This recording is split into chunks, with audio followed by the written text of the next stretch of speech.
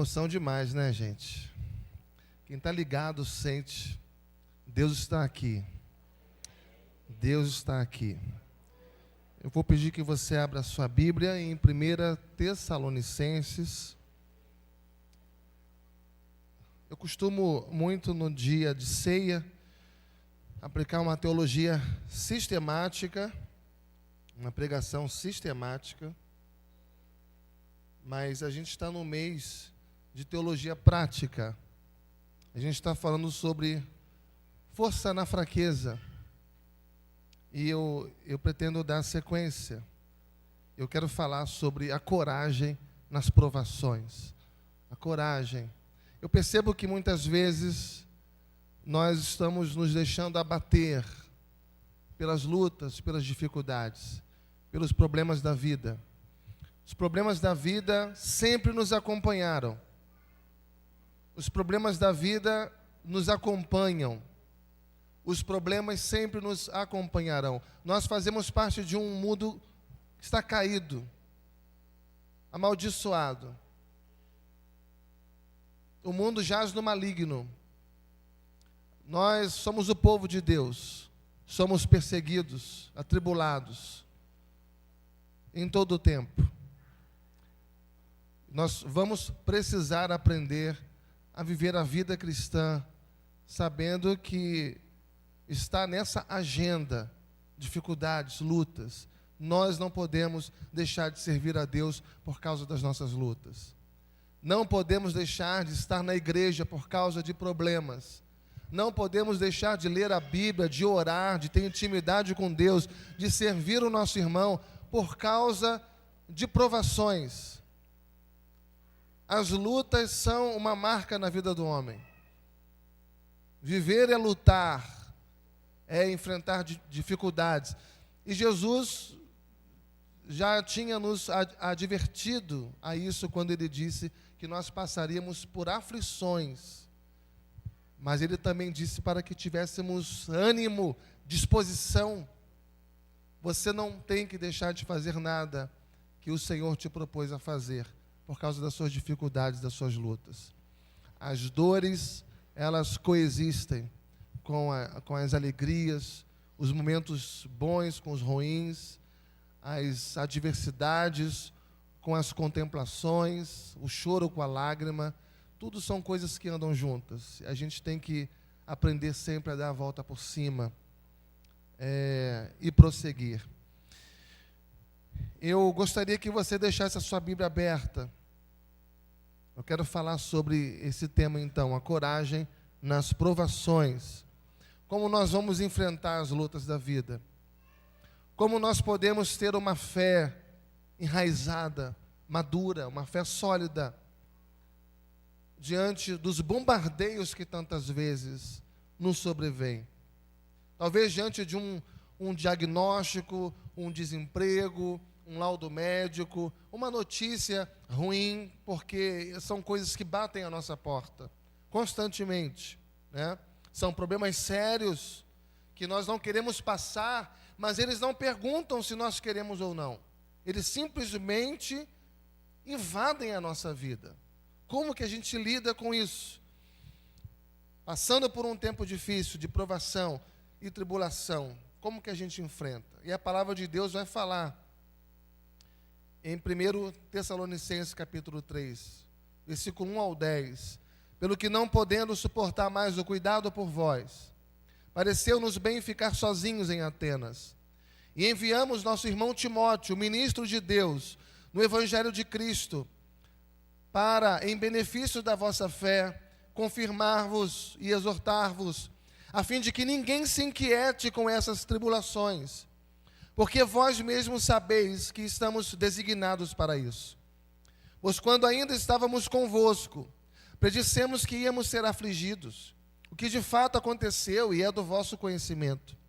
Foi por isso que, já não me sendo possível continuar esperando, mandei indagar o estado da vossa fé, temendo que o tentador vos provasse e se tornasse inútil o nosso labor.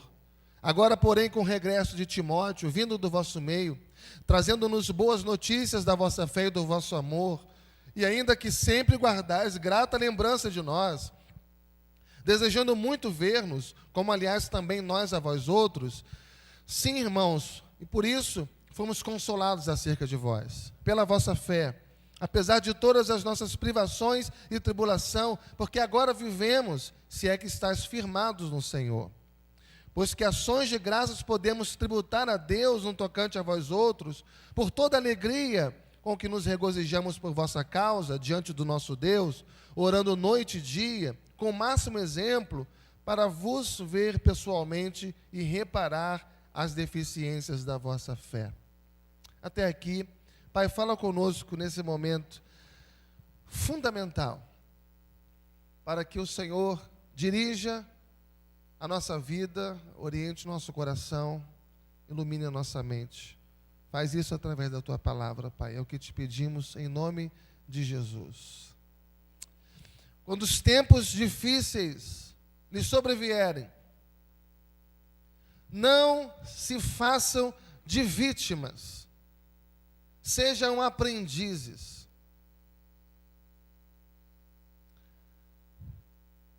Quando as dificuldades baterem às suas portas, ore a Deus e diga: Senhor, o que eu posso aprender com isso?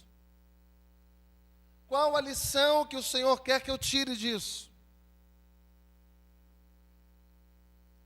Não murmure, não reclame, não se rebele, não esmoreça. Não permita que as dificuldades venham te esmagar.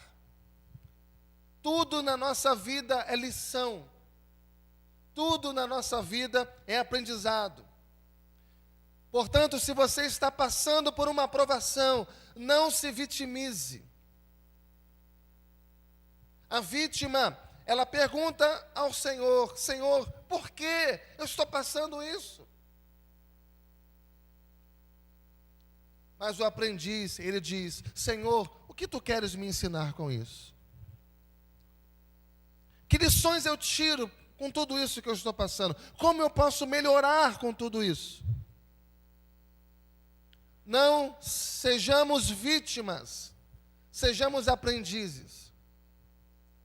A vítima vive procurando um culpado para os seus problemas, para as suas dificuldades. Mas o aluno, ele aprende a descansar na soberania de Deus. Tudo coopera para o bem daqueles que amam ao Senhor. Deus é soberano, Ele sabe o que está fazendo. Porque, irmãos, não existe nada que aconteça na minha vida e na sua vida que não esteja debaixo da sabedoria de Deus, que não esteja debaixo da vontade de Deus, da bondade de Deus, da providência de Deus. Por que nós lemos 1 Tessalonicenses capítulo 3? Porque o apóstolo Paulo, ele está aqui buscando informações sobre como estavam os crentes em Tessalônica.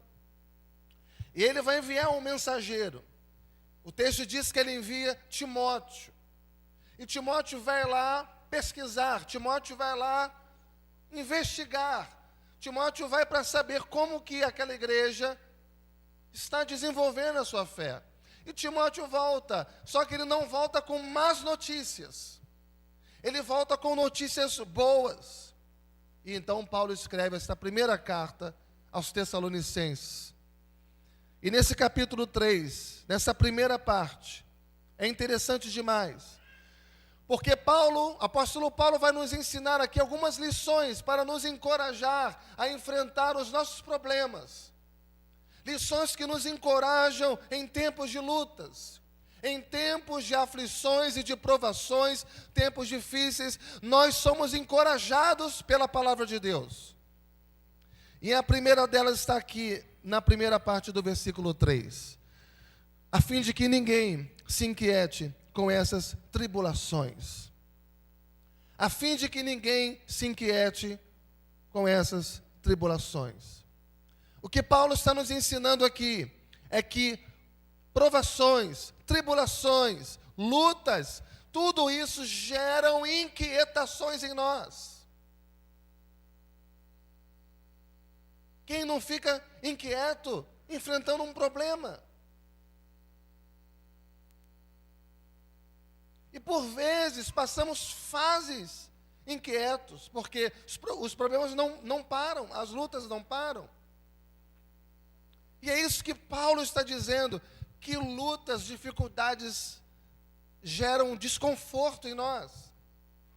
Inquietações físicas, inquietações emocionais, inquietações espirituais.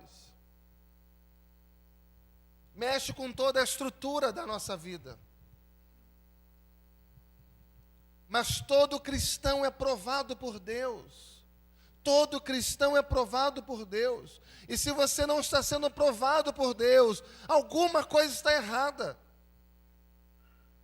Essa palavra inquietar aqui significa algo que nos tira a paz. Inquietar é algo que nos tira a quietude. Algo que interna ou externamente rouba a nossa estabilidade. É algo que vem para tirar a nossa tranquilidade. É aquele momento que você diz, estava tudo tranquilo, até eu escutar essa palavra, até receber aquela mensagem, até saber do que realmente está havendo. Estava tudo bem. A nossa vida tantas vezes é assim. Está tudo bem até que acontece o inesperado. São provações, são dificuldades, são lutas que nos desestabilizam, que geram inquietações em nós, que perturbam a nossa alma, que tiram o nosso sono. Mas você precisa entender de uma vez por todas que o mais importante nas provações da vida não é você entender tudo o que está acontecendo, porque nem sempre nós entendemos o porquê, os paraquês, os como dos problemas da nossa vida. Mas a grande questão é reagir diante das dificuldades. Então o que mais importa não é você saber todos os motivos e todas as razões dos porquês, mas saber como que você vai reagir àquilo. 10% dos nossos problemas são o que aconteceu, mas 90% dos nossos problemas são como nós reagimos àquilo. Como nós reagimos àquilo. Porque às vezes nós gastamos muito tempo tentando buscar explicações. Nós gastamos toda a nossa energia, nossa saúde mental, emocional, física, espiritual, tentando descobrir, tentando conhecer, tentando descrever, tentando dissecar o problema, racionalizando. Alguém diz, eu não descanso até eu descobrir tudo, a última gota. E a nossa energia se esvai nisso. E às vezes, olhando tanto para o problema, olhando tanto para a luta, para a dificuldade, deixamos de olhar para Deus, que permitiu que aquele problema acontecesse na nossa vida. E é muito importante, muito interessante, porque nós jamais seremos isentos de provações. A fé não é uma redoma de vidro. A fé não é um isolamento dos problemas. A fé não nos imuniza das dificuldades, das lutas, das angústias. A fé coexiste com as nossas dificuldades. Pelo contrário, a fé, ela até aumenta as chances de provações e tribulações. Nós falamos isso há 39 anos aqui. E parece que tantas vezes nós não aprendemos.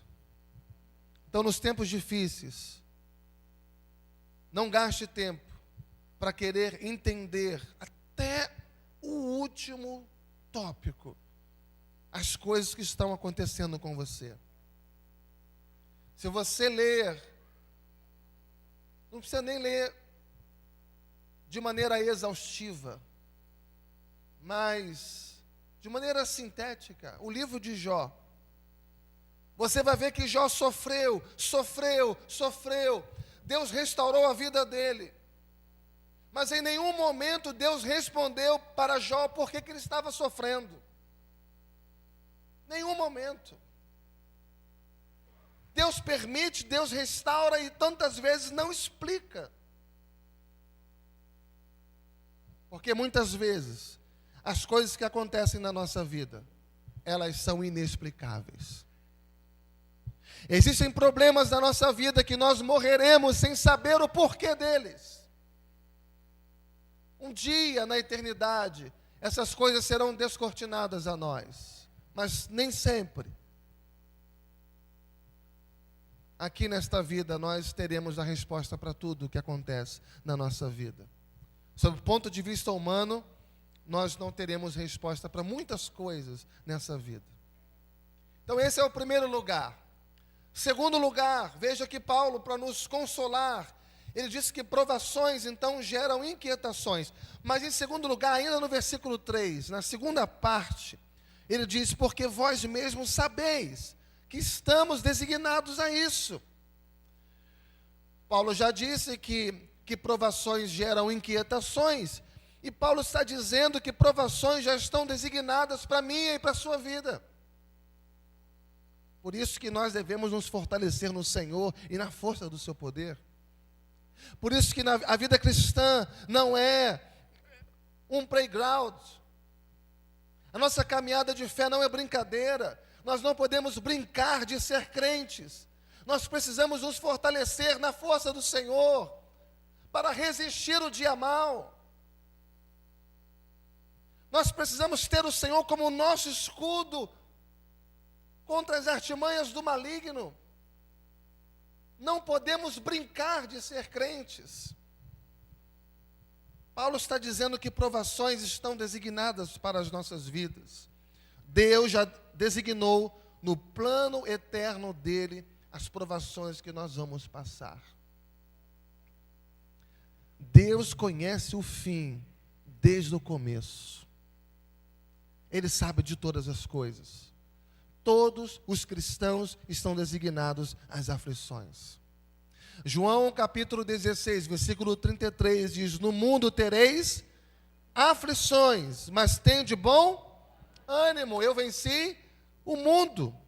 Enquanto nós estivermos nesse mundo, nesta vida, vivendo como cristãos, nós enfrentaremos o quê? Tribulações. Tribulações. Porém, essas tribulações que estão designadas para mim e para você, elas não estão designadas ao acaso. Elas não são lançadas a nós de maneira aleatória. Elas têm um sentido, elas têm um propósito diante de Deus. Deus não desperdiça provações na nossa vida. Deus não desperdiça sofrimentos na vida dos seus filhos. As nossas aflições, as nossas provas, nossas lutas, ou elas fazem parte da vontade soberana de Deus, ou elas fazem parte da vontade permissiva de Deus. Ele permite que você passe pelo que você está passando. Ou seja, tudo que acontece na minha e na sua vida, ou é causado por Deus, ou é permitido. Deus não causou aquilo, mas Ele permitiu que acontecesse aquilo. Então, Deus está permitindo que você passe por isso que você está passando. E você tem que fazer alguma coisa. Alguma coisa tem que ser feita quando você entende isso. Às vezes não foi Deus que me fez passar, mas Ele está permitindo isso. O que eu vou fazer com isso agora? Mas em terceiro lugar, Paulo vai nos ensinar que as provações geram perturbações, que as provações já estão designadas. Mas em terceiro lugar, Paulo vai dizer algo muito interessante aqui. Ele vai dizer que as provações devem ser esperadas. Não pense que o mar de rosas continuará sendo um mar de rosas para sempre. Não pense que a fase de tranquilidade será tranquilidade para sempre. Não pense que os momentos de bonança serão bonança para sempre. As provações devem ser esperadas. Veja versículo 4. Pois quando ainda estávamos convosco, predissemos que íamos ser o quê? Afligidos. Ou seja, já tínhamos advertido vocês. O que de fato aconteceu. E é do vosso conhecimento. Provações devem ser esperadas. Se vocês não passam por provações, alguma coisa errada há com a sua fé. Uma forma de consolo para mim e para você é saber que as provações virão e nós temos que esperar as provações. Paulo já havia dito aos irmãos que eles deveriam esperar por provações. Atos capítulo 14, versículo 22 diz: fortalecendo a alma dos discípulos, exortando-os a permanecer firmes na fé e mostrando para eles que através de muitas tribulações nos importa entrar no reino de Deus. Ele está fortalecendo a fé dos discípulos. A palavra exortando aqui, fortalecendo a alma dos discípulos, exortando-os a permanecer firmes. A palavra exortando aqui, nesse contexto, significa consolando, encorajando aqueles homens a permanecerem firmes na fé, mostrando que até a gente entrar no reino dos céus, nós vamos passar por quantas tribulações? Uma, duas, poucas, muitas. É muito importante, irmãos, a gente aprender isso. O melhor amigo não é aquele que bajula, mas é aquele que nos confronta amorosamente, que nos corrige, porque ele quer ver o nosso bem. Ou você viverá como aprendiz, ou viverá como vítima. E o aprendiz deve aprender que as provações devem ser esperadas. Romanos capítulo 5, versículo 3 e 4. E não somente isso, mas também nos gloriamos nas próprias tribulações, sabendo que a tribulação produz perseverança, e a perseverança produz experiência, e a experiência produz esperança. A tribulação, tanto que você passa, luta, de tanto que você enfrenta os desafios da vida, aquilo vai te amadurecendo, vai te fortalecendo e vai te ensinando a perseverar. E de tanto que você persevera, aquilo deixa você experiente. E de tanta experiência que você tem nessa caminhada, o seu coração se enche de esperança. Porque você sabe que a leve e momentânea tribulação que você passa naquela fase vai resultar num eterno peso de glória. Então, seu coração nas lutas se enche de esperança. Por isso, Paulo diz que a tribulação produz perseverança, a perseverança produz experiência e a experiência produz esperança. Então, se você é alguém que quer ser cheio de esperança, se você é alguém que quer aprender perseverança, na prática, você vai precisar passar por tribulações, por muitas.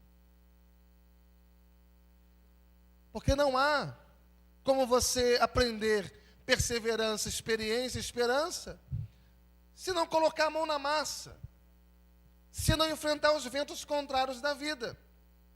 Não adianta você pegar um livro sobre academia, sobre musculação, ler tudo sobre aquele livro, todo o conteúdo, aprender de cor. Isso não significa que você vai ser forte. Isso não significa que os seus músculos serão fortalecidos e o seu corpo definido. Você precisa colocar aquilo em prática. Não adianta você ler tudo sobre oração, se você não ora. Se você não ora, você abriu mão da experiência e abraçou a teoria. Se você quer aprender sobre esperança, experiência, perseverança, é preciso passar pelas tribulações. Não existe atalho na vida cristã. Não existe atalho para o crescimento espiritual. Existem pessoas que passam 10, 20, 30, 40, 50 anos, mas não amadureceram espiritualmente, porque fugiram dos problemas. Procuraram sempre o caminho mais fácil, o atalho. Viveram como fugitivos. Mas todos os maduros na fé, os heróis da fé que nós temos hoje em nosso meio, tiveram que passar pelas suas lutas e enfrentá-los de frente. E não é porque a gente quer, não. A gente tem que passar, sempre lembrando que nós temos o Senhor dos Exércitos conosco. Aquele que guerreia as nossas causas. Não existe atalho, não existe formação de caráter cristão em mim e em você, se nós não enfrentarmos com alegria, com sabedoria, com perseverança, os problemas difíceis da vida. Com alegria, com sabedoria e com perseverança. Mas em quarto lugar, já falamos que provações são inquietações, que provações já estão designadas, que provações devem ser esperadas, mas em quarto lugar, provações são perigosas. Perigosas, perigosas. Por quê que provações são perigosas? Escuta bem isso. O diabo, ele pode pegar essa provação, isso que você está passando para amadurecer a sua fé, isso que você está passando para fazer com que você cresça espiritualmente. O diabo, tão sagaz que ele é, ele pode pegar essa luta que você está passando e transformar isso numa tentação na sua vida. Como assim, pastor? Vamos lá. Deus manda uma provação para você passar. Deus não tenta ninguém, mas Ele prova. E o propósito da provação de Deus é o seu crescimento espiritual, é o seu amadurecimento espiritual, é o avanço da sua fé. Aí o diabo pode usar isso que é provação e transformar numa tentação. Vamos ver o versículo 5. Foi por isso que, já não me sendo possível continuar esperando, Paulo estava ansioso, mandei indagar o estado da vossa fé. Qual é o verbo que ele usa aqui agora? Temer. Temendo que o tentador vos provasse e se tornasse inútil o nosso labor. O tentador, ele pode usar as provações, as suas inquietações, os seus desconfortos, os seus problemas, para tentar o crente a desistir da fé, a se indispor com Deus, a desanimar você na fé, a enfraquecer você na fé. Aquilo era para te amadurecer, aquilo era para te empurrar para a presença de Deus, aquilo era para te jogar aos pés do Senhor, para chorar, para no tempo oportuno o livramento vir na sua vida. Mas você não vigiou, e a serpente entrou e foi lá na sua mente e transformou aquilo em tentação. Como que ele faz isso, pastor? Eu vou dizer, ele faz isso de 3 formas. A primeira forma que o diabo faz isso é tentando fazer você duvidar do caráter de Deus. Tentando fazer você duvidar do caráter de Deus. Você está passando por tudo isso? É a serpente falando no nosso ouvido. Onde está o teu Deus? Você fez tudo certo. Você orou, você buscou a Deus, você estava na igreja, você contribuiu, você serviu, você foi íntegro, você foi honesto. Por que Deus não defendeu a sua causa? Por que depois de você ter feito tudo corretamente, Ele permitiu você cair nessa armadilha e passar por isso que você está passando? Por que que Deus não protegeu você? Ele protegeu aquele outro irmão lá que fez pior. Por que não protegeu você? Que Deus é esse que está mandando essa doença para a sua vida? Esse desemprego, esse luto, essa tentação que você está passando? Você não é crente?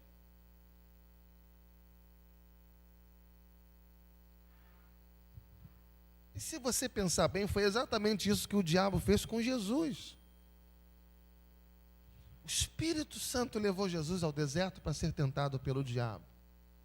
Em cada necessidade que Jesus tinha na sua humanidade, o diabo foi lá e tentou.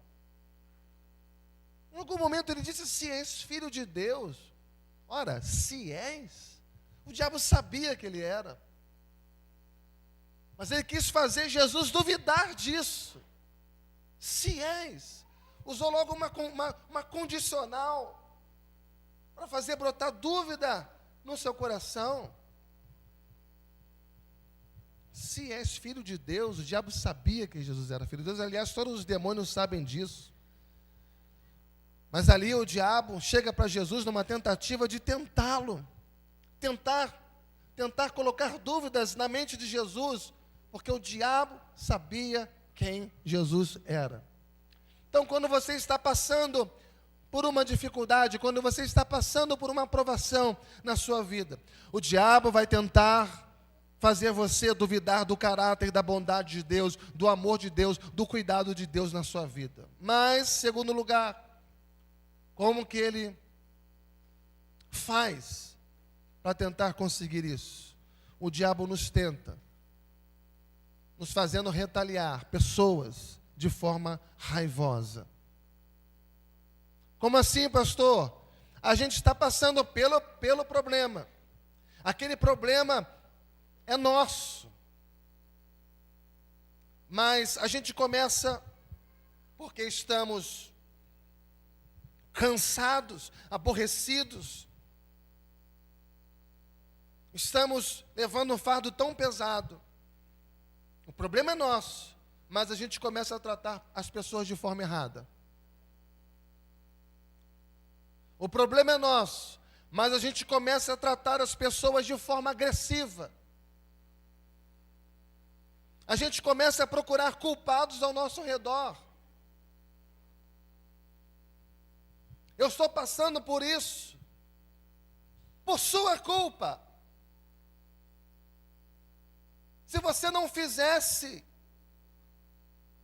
o que você fez, eu não estaria assim.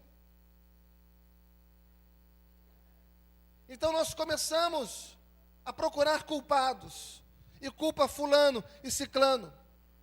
E o diabo, ele nos tenta a termos um temperamento completamente descontrolado. Mas o terceiro é pior. A terceira maneira que o diabo faz é a pior maneira. É quando você está passando por um problema difícil.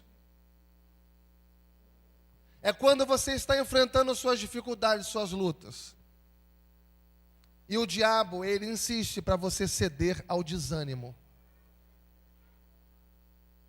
Ceder ao desânimo. E ele vai tentar você nisso. E ele vai insistir com você nisso.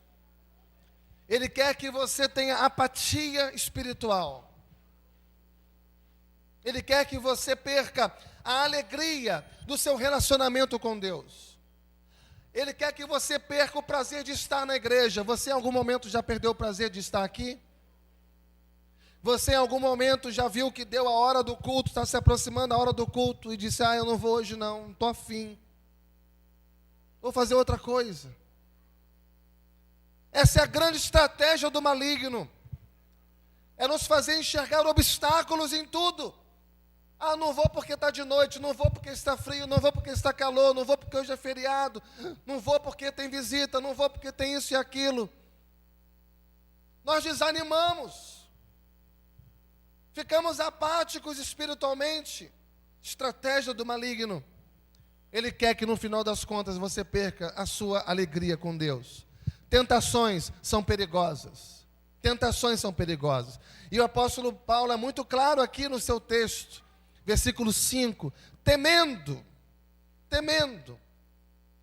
que o tentador nos provasse e tornasse inútil o vosso labor. Ou seja, ele quer inutilizar tudo o que foi pregado. Ele quer inutilizar tudo que foi ensinado, tudo que foi ministrado a você. Ele quer que você esqueça. Então ele vai distraí-lo com outras coisas. Ele vai fazer muitas vezes, você está aqui na igreja, escutando uma palavra, mas dividindo o seu pensamento com problemas que você deixou lá fora. Porque ele quer que esses problemas venham sufocar essa semente que está sendo lançada no seu coração. O diabo trabalha para jogar tudo isso por água abaixo. Eu não sei se essa mensagem está fazendo algum sentido para você. Número 1, provações são inquietações.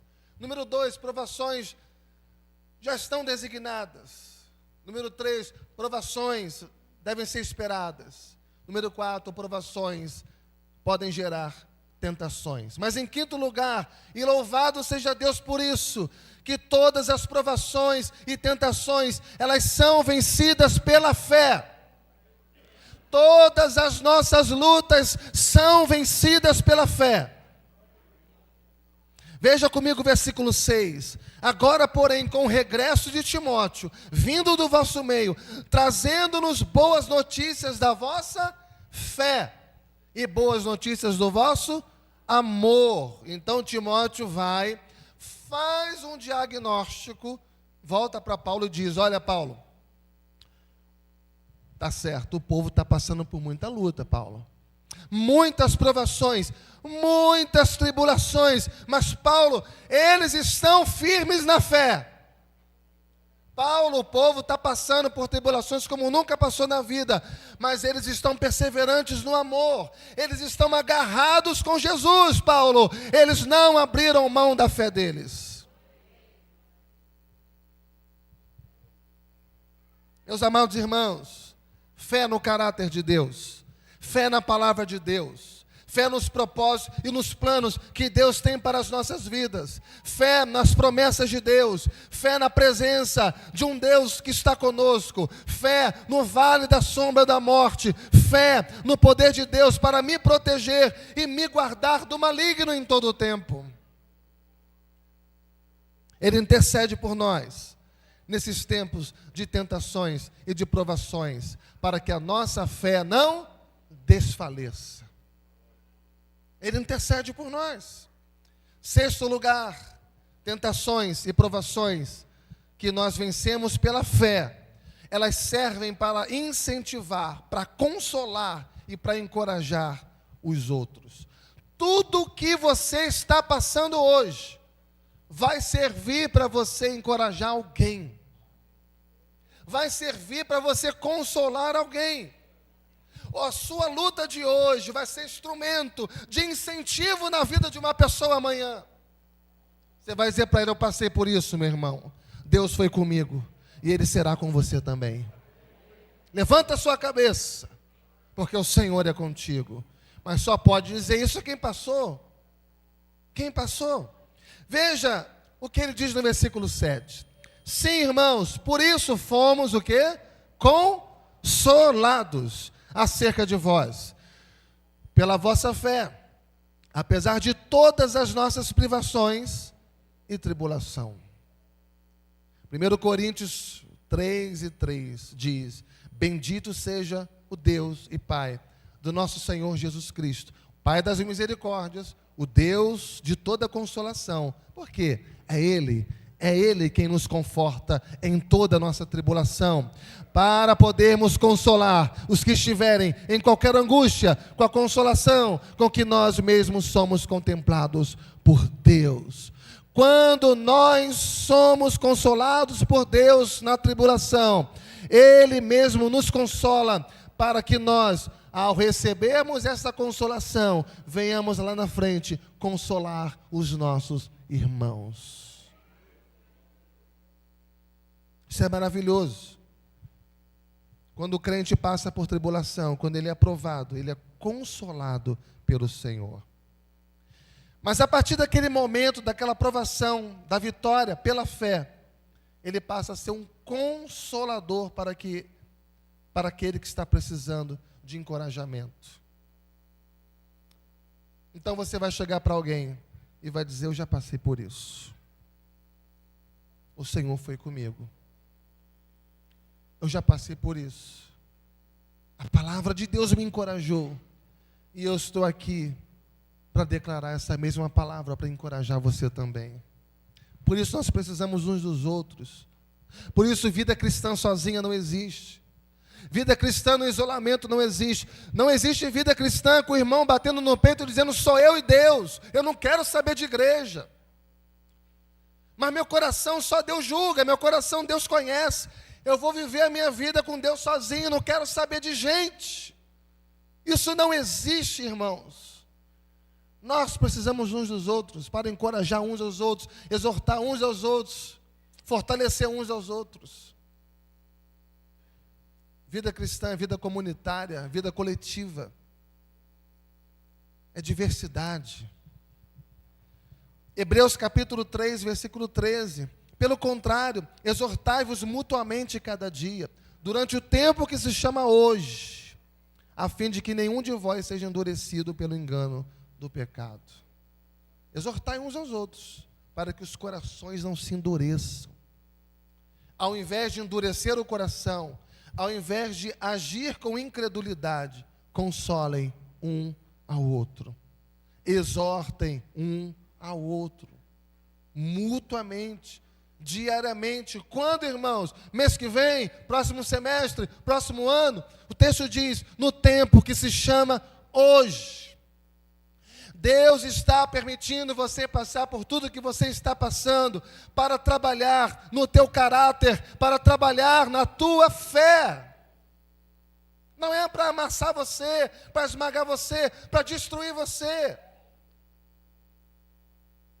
É para tornar você maduro na vida cristã, fortalecido na vida cristã, para que depois você, passando por suas experiências com Deus, você seja uma fonte de consolação para o seu próximo, para o seu irmão, para outras pessoas. Amém, irmãos? E para terminar, 7º lugar, as provações nos tornam mais firmes. Veja o que Paulo diz aqui no versículo 8. Porque agora vivemos, se é que estáis firmes no Senhor. O se é não é o se de dúvida. Aqui nesse contexto, o se é conclusivo. Como quem diz: vocês estão firmados no Senhor. No capítulo 4, versículo 1, Paulo vai dizer: finalmente, irmãos, nós vos rogamos e exortamos no Senhor Jesus, que como de nós recebestes, quanto à maneira por que deveis viver e agradar a Deus, efetivamente estáis fazendo, continueis progredindo cada vez mais. Paulo está ratificando aqui o que ele tinha dito anteriormente. Que coisa maravilhosa. Paulo reconhece aquilo que está escrito nas Escrituras, que nós somos provados para sermos amadurecidos pelo Senhor. E Paulo então termina essa mensagem de consolo orando. E ele vai orar com gratidão por tudo aquilo que aqueles irmãos passaram. Orar e dizendo: Senhor, eu te agradeço pelas lutas que os meus irmãos passaram. Te agradeço pelas provações, porque só fizeram aumentar a fé deles, só fizeram eles serem fervorosos na busca pela sua presença. Ele vai orar com toda alegria, ele vai orar constantemente, porque o texto diz dia e noite. Ele vai orar com o máximo empenho, e ele vai continuar orando por aqueles irmãos. E o que Paulo nos ensina é que todo consolo só é possível se nós tivermos uma vida de oração. Enquanto você estiver passando por lutas e orando, tribulações e orando, provações e orando, nunca deixando de orar, na sua oração, você será consolado pelo Espírito Santo. Tem gente que passa pela luta e a primeira coisa que faz é deixar de orar. Então, em vez de ter um coração consolado, pacificado, ele fica com o coração atribulado, agitado, ansioso, precipitado,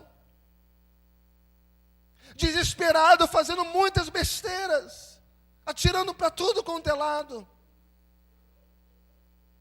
Porque faltou vida de oração, faltou dependência aos pés do Senhor, faltou dizer: Senhor, a minha vida está em tuas mãos, faz de mim aquilo que tu queres, tu és o meu guarda, meu protetor, tu és o meu amparo, o meu escudo, Senhor, luta as minhas causas, minhas guerras, Senhor, me protege de todo mal. Mas se eu tiver que passar, que eu passe dando glória ao Senhor em todo o tempo. Eu não quero testemunhar, ser uma má testemunha do Senhor, mas eu quero glorificar a Ti, Senhor, por tudo que eu passar. Todo consolo só é possível se nós tivermos uma vida de oração. Como está a sua vida hoje? Você está passando por um tempo difícil? Eu imagino que sim.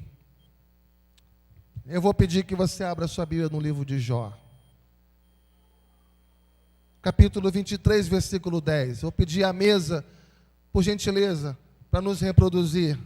Vamos ficar de pé.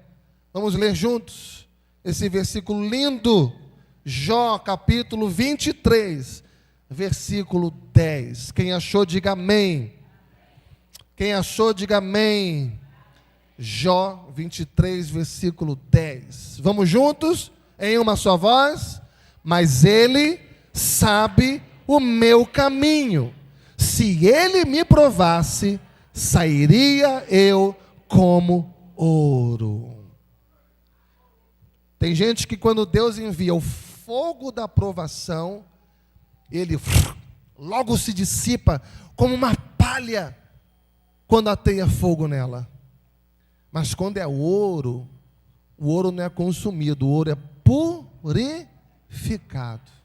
Então ele diz: mas ele sabe o meu caminho. Ou seja, Deus conhece o meu coração, a disposição do meu coração. Se ele me provar, eu não vou abandonar a fé. Eu não vou esmorecer na fé. Eu não vou envergonhar o Evangelho. Eu não vou deixar de ir à igreja. Eu não vou deixar de ler a Bíblia. Eu não vou deixar de orar. Se ele me provar, eu sairei como ouro. Ou seja, eu vou sair dessa provação melhor do que eu entrei. Você precisa sair da provação melhor do que você entrou. Qual é a luta que você está passando? Você está no vale da provação. Você está sendo observado o tempo todo. Você está sendo testado. Você está passando pelo fogo, pela moenda. Passe com um sorriso no rosto. Passe com alegria no teu coração. Passe dando glória a Deus. Passe louvando ao Senhor. Passe testemunhando ao Senhor. Passe sorrindo, passe cantando, passe louvando. Porque o nome do Senhor precisa ser glorificado na tua vida. E quando isso acontecer, você vai chegar do outro lado e você vai cantar um hino da vitória.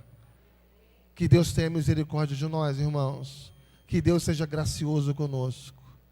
E que Deus faça abundar a sua graça sobre a nossa vida, hoje e sempre. Ele sabe o meu caminho, Ele sabe o seu caminho.